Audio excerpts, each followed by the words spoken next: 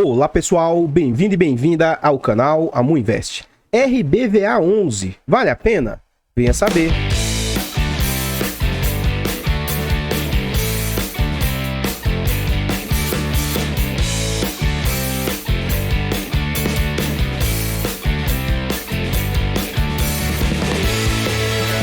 Então pessoal, esse é um fundo imobiliário de tijolo, ele é um fundo imobiliário híbrido, né? Na verdade, na minha opinião, ele ainda é um fundo de agências bancárias, mas é um fundo que está tentando migrar para o setor de renda urbana. Ele foi lançado em novembro de 2012, é um fundo de base 100, Rio Bravo é a gestora, ele é mandato renda, ele tem uma liquidez mediana, mas uma liquidez muito boa na minha opinião. Ele negocia em média 810 mil por dia. Os usuários do site dão nota 3 de 5 para ele. Ele faz parte do IFIX com 1% e ele conta atualmente com pouco mais de 11 milhões e 588 mil cotas. Em termos de PVP, ele está sendo negociado com desconto, está sendo negociado a um PVP de 0,94. Isso indica 6% de desconto. Então note, ele é um fundo que possui um patrimônio atual de 1 bilhão 192 milhões e o mercado está aceitando pagar 1 bilhão 119 milhões. Então veja, é um fundo de base 100, cuja cota hoje vale 102 e o mercado está pagando por ele 96,60. Amu, fundo de tijolo valoriza? Nem todo fundo de tijolo valoriza. Esse fundo é de 2012. Se a gente colocar aí apenas 10 anos, na minha humilde opinião, com a inflação média do período, tá média, esse fundo deveria estar com a cota de pelo menos R$160. Então esse fundo não conseguiu recompor a inflação nas suas cotas.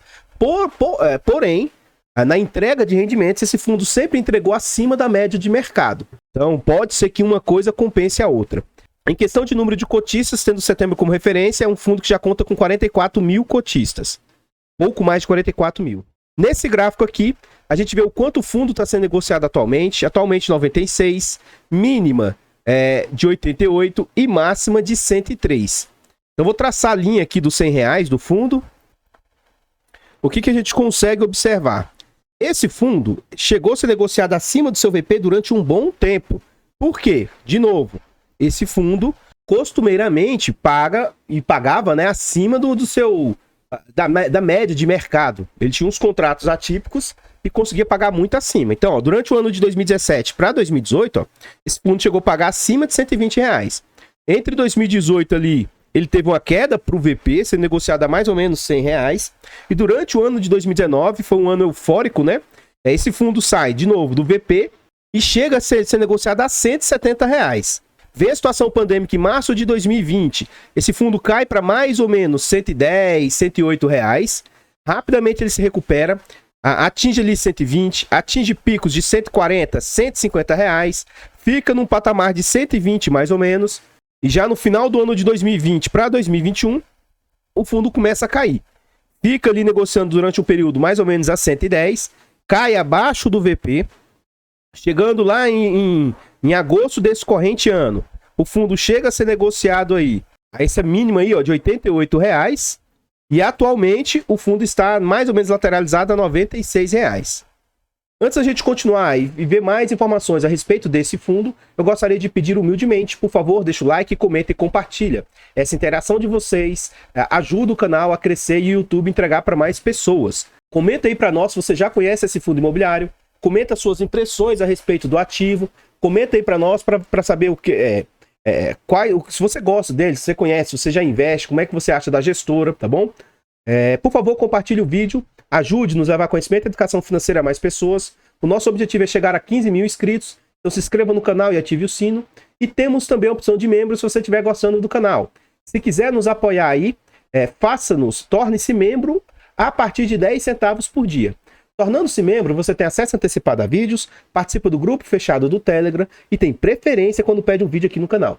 Nós pretendemos tirar uma certificação CEA.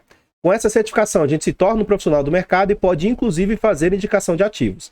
Se quiser nos ajudar nessa empreitada, faça-nos uma doação para o Pix do canal, amuinvest@gmail.com. Qualquer valor doado será muito, muito bem-vindo.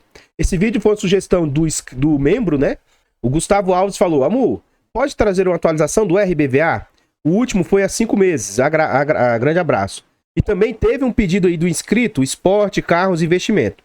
Ele falou: Amu, quando você puder, faz um vídeo do RBVA. Quando você puder, é lógico. Então, esse pedido aqui do inscrito já faz algum tempo. Pedidos de inscritos eu devo demorar mais ainda, porque eu diminuí a quantidade de vídeos no canal. Antes eram 2 vídeos diários e agora é só um vídeo por dia. Então, a preferência é para membros. Se o seu pedido, algum membro pedir, ele vai ser atendido mais rápido. Se não, aos pouquinhos aí eu vou conseguir tentar atender. Mas, assim, vai demorar mais para atender o pedido de vocês. Vamos à frente aí. Nesse gráfico, a gente vê o quanto o fundo entrega. Então, note, ó. O fundo sempre entregou próximo de 90 centavos.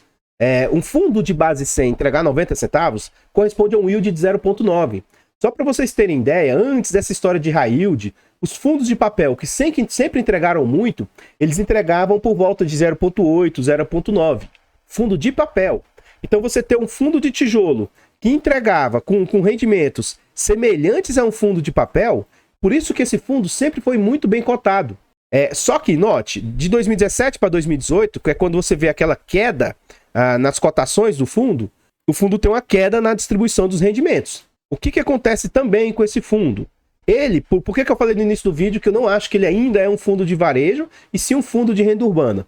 Ele ainda tem um percentual alto do seu portfólio, a gente vai ver com mais exatidão dentro do relatório gerencial, com agências bancárias. Então é um segmento que eu particularmente prefiro não investir. Se existisse um fundo no mercado que tivesse agências bancárias, mas fosse aí de 4, 5, 6 bancos distintos, eu até me animaria. Esse fundo aqui ele tem 2 inquilinos principais, Santander e Caixa, mas é a imensa maioria do portfólio do fundo. Ele está tentando vender algumas agências aí e migrar para o setor de varejo, mas isso é bem lento. Eu acredito que ele só vai conseguir fazer isso com velocidade, fazendo subscrição no mercado. O último dividendo anunciado aí foi de 1,7. A gente vê o seguinte, o fundo vem se mantendo ó, em 2021 e 2022 com dividendo alto, próximos a 90 centavos, durante o ano 2022, próximo a R$1, até passando de R$1. Por que está acontecendo isso? Esse fundo fez venda de agências e essas vendas estão sendo entregues com lucro. Então, cuidado, antes, esse dividendo entregue era um dividendo baseado em aluguel. Esses últimos dividendos aí, eu não sei dizer aqui, mas de 2021 a 2022 é referente venda de imóveis, venda com lucro. Então, teoricamente, são não recorrentes, tá? Esse fundo já passou por 3 subscrições e a última ocorreu entre novembro e dezembro de 2020. Vamos à frente. Aqui a gente vê as entregas propriamente ditas, né? Então lá, ó, 91, 92, e aí desde junho para cá, para pagamento em julho, R$1,10, R$1, R$1,2, e o último anúncio, dia 30 de setembro, pagou no dia 14 do 10, R$1,07. A cotação na época, R$97, o que indicava um yield de 1,10. Esse fundo tem um acúmulo nos últimos 12 meses de 12% de dividend yield, que é um yield muito alto, né? Vamos à frente aí. Nesse slide, a gente vê que vários institucionais têm posição no fundo. O HFOF possui 8% das cotas do fundo, o RBFF com mais 1,2%, o Vino com mais 1%, o CXRI com mais 0,95% e os demais ativos aí com posição aí no portfólio do RBVA. Antes da gente continuar vendo agora informações a respeito desse fundo, eu tenho um canal secundário, o canal Amudicas, e o nosso objetivo é monetizar esse canal e chegar a 1.000 inscritos. Então, se quiser nos ajudar, vá lá e se inscreva. É de graça, não custa nada e você ajuda o amiguinho. Desde já, agradeço imensamente a todos vocês que colaboram com o canal. Vamos à frente aí. Aqui a gente já está dentro do relatório gerencial e o que a gente observa? Ó? O fundo possui 79 imóveis. Vacância baixíssima, tá? Quase neutra. Ele tem 7 inquilinos apenas. Então ele tem muitos imóveis, mas poucos inquilinos, sendo que da maioria desses imóveis ainda são só 2 inquilinos. Esses são os destaques aí do fundo. Vamos à frente. Nesse relatório dessa vez, eu não vou falar muito sobre os ativos e sim sobre as informações deles aqui. Tá? Por quê? O que está acontecendo com esse fundo? A Caixa, surpreendentemente, está renovando seus imóveis. Ele está correndo contra a maré. Se você for ver lá, o BBPO também até renovou algumas agências, mas ele entregou algumas. E o Santander também está com previsão de entregar agências e tal. Então, esse fundo vai passar por algumas vacâncias. Inclusive, a gente vai ver isso aqui dentro do relatório. Então, cuidado, se preparem, que pode ser que em breve esse fundo tenha uma queda nas receitas dele aí. Ó, desempenho do mês. Em setembro, o fundo teve um resultado de 98 centavos, considerando a receita recorrente, já incorporando integralmente o reajuste pelo IGPM. Ó, mais 7 agências locadas para o Santander, então eles conseguiram renovar 7 agências aí, mais do imóvel flagship da Centauro, na Paulista. Portanto, a distribuição de 1 em 7 tem como objetivo linearizar os proventos ao longo do semestre, tendo em vista o resultado mensal estimado pela gestão para o segundo semestre este ano, considerando alienações entre 1 e 1,10 por cota em média, como divulgado no relatório gerencial das vendas. Então, é isso. Alienações, ó. Em setembro, o fundo avançou significativamente na sua estratégia de venda. Das 4 propostas recebidas pelo fundo em agosto para a venda de agências bancárias, uma está em estágio avançado, referente ao imóvel localizado em São Paulo. Nessa etapa, os processos cartorários e de diligência estão em curso. Além disso, 2 novas propostas foram recebidas em setembro, referentes a imóveis localizados em São Paulo e Rio de Janeiro, as quais estão em fase de negociação. Conforme já mencionado em outros relatórios, essas alienações fazem parte da estratégia de geração de valor para o fundo e vêm sendo executadas de maneira a maximizar o retorno de cada ativo. Então, olha só, já teve 10 alienações, 98 milhões foi o valor total gerado para o fundo através de vendas. 30 milhões aqui foi o ganho de capital gerado para o fundo nessas vendas. E 67 milhões foi o valor principal que ficou no fundo e utilizado para novas aquisições ou amortização de alavancagem. Vamos à frente. Então, já tem um ponto aí, ó. Esse fundo tem alavancagem, ele tem dívida. Não é um fundo que está 100% pago aos seus ativos. Renovações Caixa. Nesse mês, o fundo também progrediu as suas discussões comerciais com a Caixa, como anteriormente reportado. A Caixa possui interesse na renovação de todos os 13 imóveis que possuem contratos de locação com vencimento esse ano. Com a venda do imóvel em confidência finalizada em julho, o número de imóveis em renovação passou de 14 para 13. Após diversas notificações formais e reuniões semestrais realizadas, o fundo acredita estar próximo de uma conclusão. Renovações do Santander. Com relação à renovação pactuada de forma antecipada lá em 2021, referente a 17 imóveis de Santander, isso aqui foi um dos pontos que eu mais, assim, atualmente eu não sou cotista da Rio Bravo, mas isso que ocorreu lá com o Santander em 2021, para mim foi uma não foi um movimento pró-cotista, foi horrível na minha opinião. Não gostei desse movimento que a gestora fez na época. Então, 17 foi contratado no início do semestre uma empresa para avaliação imobiliária para emissão de laudos que tratam do valor justo de locação. É preciso lembrar que no acordo firmado com o locatário em fevereiro de 2021, o fundo renovou 18 imóveis, um dos quais foi vendido no final de 2021, cujos contratos venceriam entre 2022 e 2023 por 10 anos. Então, ele fez 10 imóveis por 10 anos. Só que o que é a questão? Antes, esses fundos aí, eles tinham contrato atípico neles.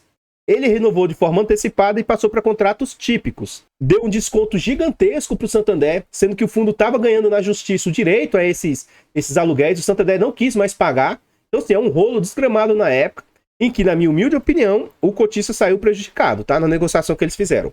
Algumas condições do mesmo acordo também se mostram acertadas, como trava máxima de queda do valor locatício no momento da repactuação dos preços. Ou seja, caso o valor de locação de cada imóvel sofra redução, essa redução não poderá ser maior do que 35% em relação ao último aluguel.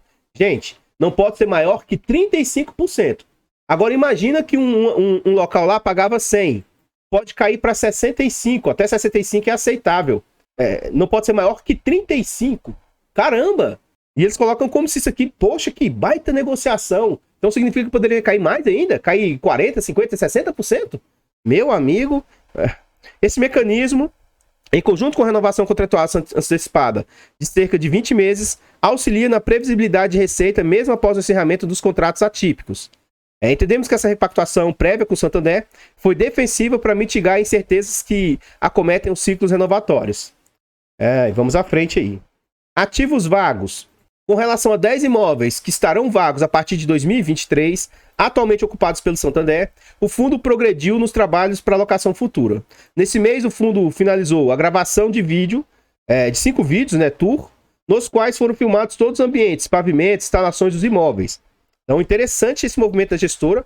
E um ponto que eu tenho que tirar o chapéu é o seguinte: apesar de todas as críticas, a gestora melhorou muito a transparência dela e o relatório gerencial deles. Então tá muito melhor o relatório gerencial deles, muito mesmo. Vamos à frente aí. Então olha só, mais situações nesse fundo, tá?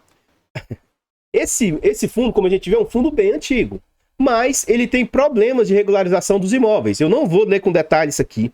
Qualquer coisa, você pausa o vídeo e dê uma olhada nisso aqui pra você ver. Mas note, ó, vai vencer em 30 de novembro de 2022, vai vencer o contrato, e ele ainda não tem o documento, a escrituração do imóvel.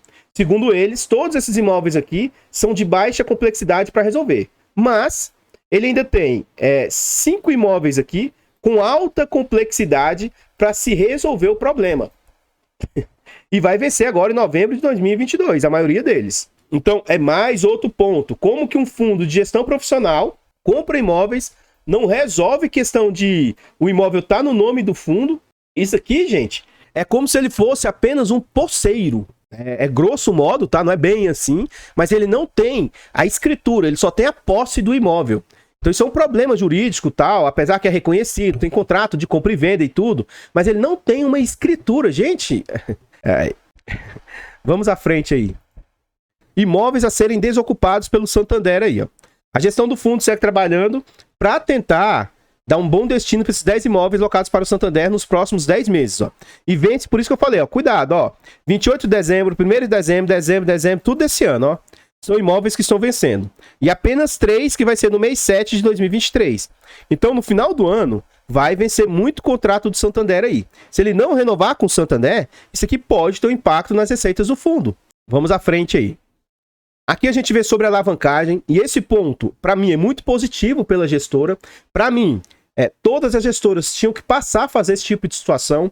E aqui é um ponto de atenção que eu quero mostrar para vocês. Grava esses valores que o fundo precisa pagar. Por quê? Porque é o seguinte, nesse ano de 2022, o fundo pagou ou tem que pagar 3,9 milhões dessa alavancagem dele. Só que, note que a partir do ano que vem, o fundo vai ter que pagar 15, 16, 17 milhões por ano, 18, 19, 20, 21 milhões por ano. E já eu vou mostrar para vocês que o fundo não tem essa capacidade operacional. Com o que ele gera de receita, ele não consegue entregar esse valor, pagar esse valor. Esses 3,9 milhões, eu acredito que com os 95%, apenas com os 5% que ele junta mês a mês, ele conseguiria juntar esses 3,9 milhões. Além disso, o fundo tem a venda dos imóveis que ele está fazendo aí, que ele pode usar para pagar essas amortizações aí que ele vai precisar. Então, de duas, uma. Pode ser que ele tenha que gastar o dinheiro da venda dos imóveis, ao invés de comprar novos imóveis, e pagar esses compromissos aí. Então fique atento. Ou o fundo vai ter que fazer pequenas subscrições por ano aí, ó. Pelo menos 15 milhões, 16 milhões e assim por diante. Somente a partir de 2030, que cai bastante, e aí fica um pouco mais confortável, né? Caindo para 8 milhões, 9 milhões, 10 milhões aí no final. Tá? Então, mas assim, ponto muito positivo que o fundo é transparente em relação a isso. E essas alavancagens, de acordo com o fundo, eu não fiz os cálculos, tá? Representam em 15,84% do portfólio do fundo. Qualquer coisa, se você for cotista do fundo, se você tiver interesse no fundo, leia com atenção todas essas informações aqui que são importantíssimas para vocês aí. Vamos à frente. Aqui a gente vê a DRE do fundo. O fundo cobra de taxa 0,65% de taxas aí. E vamos ver aqui só para vocês terem noção, tá? Ó, abril. Em abril, o fundo gerou 11 milhões aí de receita de aluguel. Desses 11 milhões, teve 12 milhões de aluguel, despesas com CRIs, 900 mil, que é a alavancagem, e rendimento de FIIs, 86 mil. Então, resultado financeiro de 105 mil, de dinheiro parado em caixa, tá? E despesas de 958 mil, que a gente vai ver já o que ela representa frente a essas receitas ali. O resultado final do fundo aí foi de 10 milhões 909 mil. E ele distribuiu 10 milhões e 660 mil. Ele conseguiu juntar 300 mil. Então, 300 mil por mês, vezes 12 meses, é aquilo que eu falei para vocês. Ó, vai dar 3 milhões e 600. Então, só com os 95%, ele pagou ou conseguiria pagar esse ano tranquilamente esse dinheiro que ele precisava.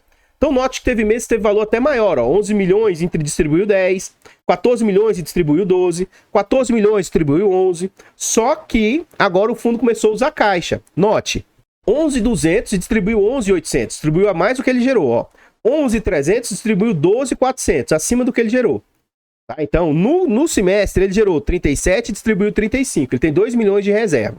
Vamos calcular agora, aqui em setembro, o que essas despesas estão representando, depois a gente vai ver no ano também. Então, olha só, a taxa deles aí, 612 mil, que eu vou arredondar para 613 vezes 100, dividido por 12.225, tá dando aí 5%, muito bom a taxa deles aí, ótimo. Vamos ver no acumulado do ano.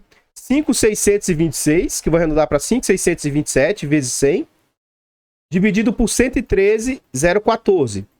Então, nos últimos 12 meses, acumulado do ano, também está próximo de 5%. Então, no crivo de taxa também, excelente para o fundo aí. Muito bom. Vamos à frente aí. Então, pessoal, o que eu tinha para trazer a respeito desse fundo imobiliário são somente essas informações. Por favor, vá lá no nosso canal secundário Amudicas, inscreva-se e ajude-nos a chegar a 1000 inscritos e monetizar o canal. É de graça, não custa nada, você ajuda o amiguinho. O link do canal vai estar no comentário fixado. Nesse vídeo aqui, deixa o like, comenta e compartilha e diz aí para nós. Você conhecia todas essas nuances do fundo?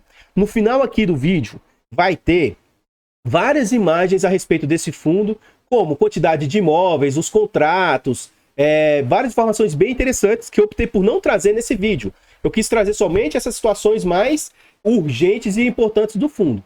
Como eu disse, o relatório deles melhorou muito, muito mesmo, é um relatório bem completo, acho que com 29 páginas. Então, se você se interessar pelo fundo, se você for cotista, é muito importante que você abra o relatório, porque o vídeo aqui é bem resumido. Eu não tenho cotas de fundos de agências bancárias, e se eu tivesse, não seria esse fundo aqui que eu teria. Eu evito investir em fundos da Rio Bravo, apesar que, para mim, a gestora atualmente, no geral dos seus fundos, vem fazendo um bom trabalho, vem fazendo assim uma gestão bem melhor, mas os fatos que aconteceram principalmente nesse fundo aqui me afastam da gestora. Não sou cotista nem em fundos de agência bancária e nem em fundos da Rio Bravo. Esse meu ponto de vista não significa que você não deva ser, não significa que o fundo seja ruim, é apenas um ponto e um critério meu. Eu não tenho interesse de ter, mas isso não é uma indicação de compra, venda ou manutenção do ativo. Por favor, compartilhe o vídeo, ajude-nos a levar conhecimento e educação financeira a mais pessoas, inscreva-se no canal e ajude-nos a chegar a 15 mil inscritos, torne-se membro a partir de 10 centavos por dia, e se quiser nos ajudar a tirar a certificação CEA, ou quiser fazer uma doação para a carteira do canal, qualquer valor doado será muito bem-vindo. O Pix, amuinvest@gmail.com.